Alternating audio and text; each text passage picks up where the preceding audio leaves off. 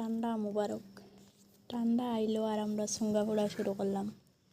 দেখো কাছেন পইলা আনলাম বাঁশ, আনিয়া কাটিয়া দই লইলাম, দইয়া তারপরে কলা পাত্তা সাইজ করে কাটিয়া দইয়া কলা পাত্তা সাইজ করে যখন পরে লইলাম তখন একে একে সব এক কোণা জমা রাখলাম। তারপরে চাউল দইয়া চাউল এদিকে চাউল দইয়া জড়াত দিলাম, চাউল পরে পরে পরে পরে চাউল হারাই দিলাম। চাউল বিরন চাউল যখন হারাইলাম তখন হারাইতে হারাইতে সবটা হারাইয়া এক জায়গায় তৈলাম জমা করিয়া তৈয়া তারপরে বাইলাম পানি গরম দিয়ে দিলাম, পানি গরম ডালিয়া একে একে সবটাত পানি ডালি দিলাম। ডালার পরে আবার রাখলাম জমা করিয়া, দেখলাম মাঝে মাঝে চাউল শুকাইল নি, পানি শুকাইল নি, চাউল বাড়াইল নি। এদিকে কলা গাছ দুইটা রেডি করলাম, আবার কাগজ দিয়ে উনটা ডিপা মারলাম।